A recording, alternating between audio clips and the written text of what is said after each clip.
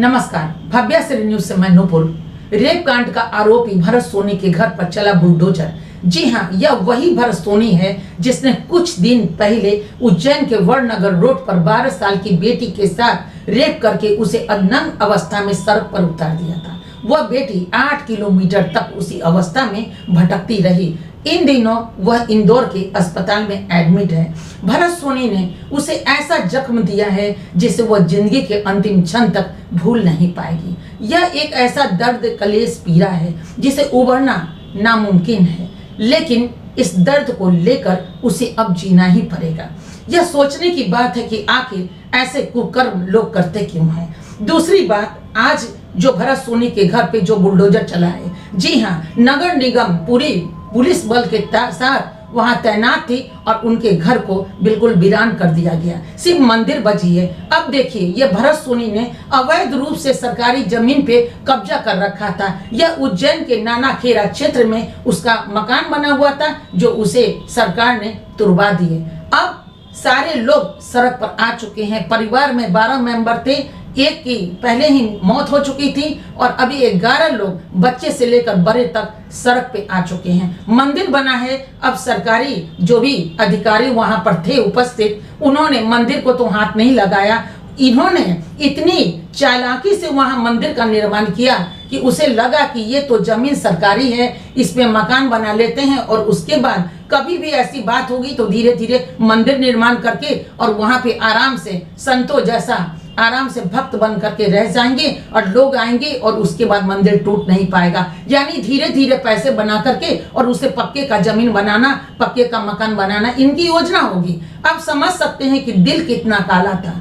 ये इंसान इतना काला हो सकता है क्या? तब तक ऊपर वाले भी उसे वो छत्र छाया दे रखा था, उन्हें वो छत दे रखा था कि चलो उस छत के नीचे तुम कम से कम अपने बसेरा को बना करके जिंदगी गुजर बरस करो। लेकिन 12 साल की बेटी का वो उसके परिवार की वो बद्दुआ लगी, जिसके कारण वो छत उजड़ गया। आज भरत सोनी तो जेल के अंदर है और जेल के अंदर उसका क्या होगा ये तो आने वाले कल की बात है कि उसे मौत मिलती है, फांसी मिलता है या उम्र कैद की सजा मिलती है, ये तो बात की बात है। लेकिन आज उसके पूरे परिवार सड़क पर आ चुके हैं और यहाँ पे उनको सजा मिली। पिता ने साफ कहा है कि जो भी गलत करेगा, जो भी आरोपी है, उसे फांसी पर लटका दो। इतना वक्त बर्बाद करने से क्या फायदा। लेकिन अब देखिए, पिता का एक बद्दुआ तो बेटे के लिए निकल ही गया। आज उस बेटा को वो कोस रहे हैं कि किस दिन उसने उस बेटे को जन्म दिया। आखिर वो कौन सा वक्त था जिसमें वक्त ने साथ नहीं दिया और इतने साल के बाद वो बेटा ने पिता को ऐसा जख्म दिया कि घर से निकाल कर सड़क पे बिठा दिया। आज वो जाए तो जाए कहाँ, जहाँ छोटे छोटे बच्चे भी हैं और बड़े भी हैं। पूरा का पूरा परिवार आज सड़क पर आ चुका है। अब देखिए, कहते हैं ना कि दूसरे के घर को अगर आप उजाड़ेंगे, दूसरे की जिंदगी को वीरान करेंगे, तो ऊपर का चक्र ऐसा चलता है। ये कलयुग का नजारा है कि आप भी बचेंगे नहीं, कोई इससे बचा नहीं। लेट या सवेर आखिर उसको उस जो मर्म होता है, वो जख्म होता है, या फिर जो उस तरह के इंसान होते हैं, उसे दोनों मिल जाता है। यानी कि अच्छा कर्म करेंगे तो अच्छा का फल भी ईश्वर देते हैं और बुरा कर्म करेंगे तो उसका नतीजा भी ऐसा ही भुगतना पड़ रहा है। वो तो चला गया कुकर्म करके सीधा जेल में, और यहाँ जो लोग बैठे हैं वो उसी तपस्या में है। पिता ने तो इतना तक कह दिया कि हमें जेल के अंदर ही डाल दो। अगर जेल के अंदर भी कोई डालेगा तो भी हम जाने को तैयार है, कम से कम छत तो मिलेगा। ये एक पिता की गुहार है, एक पिता का कलेश और पीड़ा नजर आ रहा है कि आखिर वो कितना तड़प रहे हैं उस मकान के उजड़ जाने में। लेकिन हम इतना जरूर कहेंगे कि सरकारी जमीन पे कब्जा करके अवैध रूप से जो निर्माण कर दिए, तो क्या पिता को दिखाई नहीं पड़ा उस वक्त कि ये इल्लीगल है और इस जमीन में आखिर हम मेहनत क्यों करें और सरकारी जमीन पे हम मकान बनाकर क्यों रहें। किराए के मकान में रह सकते थे पिता पुत्र, अन्य लोग भी तो क्या कहते हैं नौकरी करते थे या फिर वो रिक्शा चलाते थे। ई रिक्शा उसके पिता भी चलाते थे, तो ई रिक्शा चलाने के क्रम में पैसे तो आते ही होंगे। उनके घर की जो भी बहू बेटियां हैं वो भी कुछ ना कुछ करती होंगी, पैसे हर इंसान के पास कहीं ना कहीं से आता है, वो बिजनेस से आए, सर्विस से आए, या फिर कहीं कंपनी में काम करके आए। ये भी ई रिक्शा में पैसे कमाते थे, तो ऐसा उनको कभी दिखाई नहीं पड़ा कि सरकारी जमीन पे बरसों बरस से, लगभग भी 20 ईयर्स देखने को आया, यानी 20 वर्षों से वह मकान निर्माण किए हुए था और अंदर मंदिर भी बना लिया था कि आगे वक्त आएगा तो मंदिर का निर्माण करके और उसी में सभी लोग रह जाएंगे, सरकार की नजर नहीं पड़ेगी। लेकिन उसे नहीं मालूम कि सरकार की हाथ और कानून का जो हाथ है कितना लंबा है, और जिस दिन भी दृष्टि पड़ेगी उस दिन तो टूट ही जाता। खैर, आज उसका घर टूट गया, बिखर गया, लोग बाहर आ गए। बस सभी लोग के लिए ये एक सीख और सबक है, उनके लिए खासकर जो गलत करने के पहले सोचते नहीं। गलत करके सोचिए मत, गलत कर कर सोचने से कुछ नहीं मिलेगा। फांसी की सजा मिल रही है, फांसी की सजा ले लीजिए। और अभी जितने भी लोग घर के अंदर थे वो बाहर आ गए, ये सजा मिल गया और ये सजा नहीं जा सकता वापस। और आज लोगों को हमदर्दी भी नहीं है।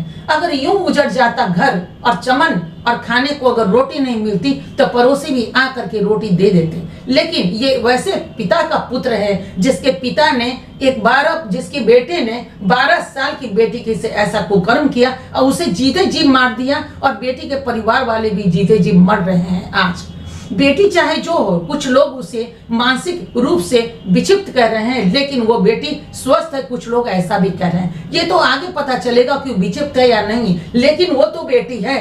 आपका क्या हक है कि अगर मानसिक रूप से भी विक्षिप्त है तो उसे आप परेशान करें और शारीरिक रूप से उसे परेशान करके मानसिक उत्पीड़न भी दे। एक तो पहले से ही कोई जख्मी है, मान लीजिए कि वो मानसिक रूप से ही पीड़ित है या बीमार है किसी भी तरह से, एक जख्म वो भोग रही है और दूसरा जख्म आपने दे दिया। शर्म थोड़ा भी नहीं आया कि अपनी बेटी की उम्र की या फिर अपनी छोटी बहन की उम्र के साथ इस तरह आप कुकर्म करते हैं? शर्म आनी चाहिए। लेकिन आज जनता आपके पिता को, आपके परिवार को आखिर कैसे शरण दे? आखिर खून तो वही एक बेटे में दौड़ रहा है जो पिता में था। माना पिता बहुत अच्छे हैं, लेकिन 20 साल पहले जो मकान बनाया गया था, क्या उसमें पिता का हाथ नहीं था? क्या उसमें माँ का हाथ नहीं था? क्या उसमें भाई बहन का हाथ नहीं था? सबका हाथ था। सबको पता था कि ये जमीन उसने स्वयं नहीं खरीदा है, ये सरकारी जमीन है। जी हाँ, उज्जैन के नानाखेड़ा क्षेत्र में उनका मकान तोड़ दिया गया। नगर निगम पूरी पुलिस बल के साथ तैनात हुई और इस तरह उनके जो चमन थे वो उजड़ गए। अब देखना यह है कि वो कहाँ रहते हैं। पूरे 11 सदस्य घर के जो वीरानगी में आज जी रहे हैं, कहाँ खाएंगे, कहाँ किस हाल में रहेंगे। शुक्र है ऊपर वाले का कि अभी बरसात का मौसम गुजर गया, कम बरसात हो रही है। अगर ये जुलाई और अगस्त के महीने में अगर ऐसा होता तो न जाने क्या से क्या आफत आ जाती। लेकिन ऐसे बेटे जिनके जिनके घर में हैं, उनको तो सतर्क होने की जरूरत है, और सतर्क होने की जरूरत है उस परिवार को कि ऐसे बेटे को पलने ना दे, ऐसे कुकर्म करने वालों को अपने घर में शरण ही ना दे। नहीं तो जिस तरह इनका हाल हुआ उसी तरह कहीं आपके घर का ना हाल हो जाए। माना आपका उस तरह का अवैध कब्जा नहीं किया होगा जमीन, लेकिन आखिर एक बेटा मरता है, उसको फांसी की सजा मिलती है या उम्र कैद की सजा, तो पूरा घर को सजा मिल जाता है और पूरा घर उसी दर्द लेकर के जीते चले जाते हैं। तो लेकिन आखिर कब तक ऐसा चलता रहेगा? तो एक के बाद एक कांड होता रहता है। कांड पूरे भारतवर्ष में गूंज जाता है, वायरल हो जाता है, लेकिन फिर भी लोग ऐसा करने से चूकते क्यों नहीं रुकते हैं? और क्यों ऐसा ही काम करके फिर से वही चल जाता है? क्या वो सोचते हैं कि बच जाएंगे? इतने चालाक हो चुके हैं आप, इतनी चालाकी है आपके पास? नहीं, सरकार की लंबी हाथ आपको कभी भी बचने नहीं देगी, खोद कर नीचे से निकाल ही लेगी जहां भी आप छुपना चाहें। खैर, वो बेटी कब स्वस्थ होकर आएगी ये तो कहना अभी मुश्किल है। फिलहाल सड़कों पर आ गया वो आरोपी का परिवार, देखना है कल क्या होता है।